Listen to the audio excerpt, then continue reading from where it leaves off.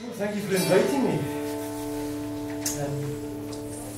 I wondered what to tell you some stories about. They're all Scottish tales, they're all historical or, come from this country in some way. And I thought, well, it's a curious time of year. Now, Andrew, when you wrote to me, said this is sort of a post-Christmas get-together. Yeah. So I guess you're sort of still in the vibe of Christmas with Hogmanay. And following that on, I thought, well, there's an interesting thing that happens around this time of year, where of course most of us try not to work for at least a week. And so I thought we'll make that one theme, sort of winter aspect. So we'll begin with perhaps the most important tale. This tale is about Cailleach Bheithir, so the old woman of the storms. Either way, she's considered to be the goddess of winter. And this obviously goes way, way back into it. And in the winter, the Cailleach, she is under Ben Nevis. It's her home. That's why it's such an important hill in Scottish understanding. Well, you might not remember that, but originally that's why it was, because the Cailleach lives under Ben Nevis. Bridget was, some say, the daughter of the Cailleach, and others say, no, she was just the slave of the Cailleach. Either way, it's probably the same thing, really, isn't it? If you've got a daughter, she's your slave for long enough. At least that's the idea. I'm sure I've learned that somewhere. And when the Cailleach has finished washing her blankets, she puts them out over the hills, and they are washed white, and they lie across the hills for the whole of the winter, to dry. One day the Cailleach said to Bridget, in her cave under the hill of Ben Nevis, she says, "Take this fleece and wash it." And she handed her a scratty old sheep's fleece that was mostly brown. And Bridget, the young, beautiful Bridget, went outside, and there was frost, and the burn was frozen, and there was snow on the hills. And she thought, how am I supposed to wash this? There's no water to wash it in, it's all solid. So she went down to the bun, and as she walked down to the bun, her footsteps left little melted patches. When she got to the bun, she thought, this is pointless, because it was just a series of sheets of ice, and she could maybe hear water under it, but there was no moving water.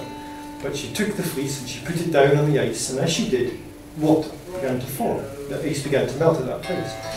And she thought, oh great, we're on, we'll achieve this impossible task. So she starts to wash this dirty fleece, this sheep's fleece, in the water. And of course her hands are going first of all red, and then they went blue and raw, and she was washing away, and there was nothing coming out of the fleece. It was still completely filthy. And she knows that if she takes it back like that, she's going to get beaten by the Cailleach.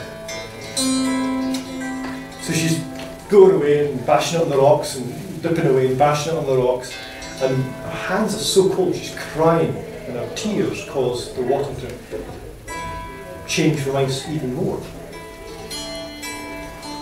After a while, somebody hears her crying. Now, the version I have of the story is that Old Man Winter hears her crying. I'm not sure about that. Anyway, an old man comes to her. He says, what are you doing? She says, I'm trying to wash the fleece. What for you doing that? Because the Cailleach has set me this task and I must wash the fleece. And she says, oh, that fleece will never get clean. Give it to me. And he picks it up and he dips it in the water and shakes it out, and it's pure white. Clean as the driven snow. And she says, oh, thank you very much. How can I ever thank you? Oh, don't, not a problem, he says, not a problem. He says, you go back and take this to the Cailleach. She'll be surprised. Oh, I'm sure she will, I'm sure she will. And take her these, and he reaches behind his plaid and brings out a bunch of snowdrops. And he gives her a bunch of snowdrops. Well, thank you very much. Very nice, she says. He says, yeah, yes, when you give her the fleece, tell Cailleach that the snowdrops are out on the hill. So she goes back and she takes this lovely pure white fleece in his hand. She goes into the hill and she says, I've done the job, here's the fleece. And she goes, did you clean this? Yeah, she says. She doesn't look very pleased that the fleece is clean. She looks even less pleased when Bridget hands her the bunch of snowdrops. Where did you get those? Oh, I met an old man and he said to tell you the snowdrops are out on the hill. In a great fury, she grabs her mallet, her hammer, and she runs out to the hill and she sees, sure enough, that there's a path up from the burn where all the snow is melted, presumably the path that Bridget has just walked, and snowdrops have started to appear. She goes down and she smashes them all with her hammer. she's absolutely furious with Bridget. So when she comes back in again, she says, "That's it, you're never going out again." And she puts her in an even smaller cave at the back of the cave. And the only evidence that Bridget has ever existed is this wee path and the fact that some people can hear her crying under the hill. And there is a phrase in the Irish that as soon as the wind takes their words, they can be heard in the uttermost ends of the earth. And that's what happens with Bridget's sobs. The wind has caught them, and they travel a long distance, and it's the Cailleach's son who hears them. And I should explain him. His name is Angus. Ever been to Ireland? Have you ever been to the place that they miscall, what do they call it now? Newgrange.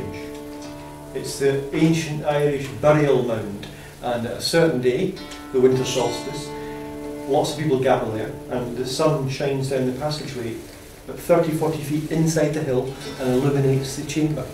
You know the place I'm talking about? It's called Newgrange. Its proper name is Brúna Boyne, which means the mound on the River Boyne, and it's the home of Angus.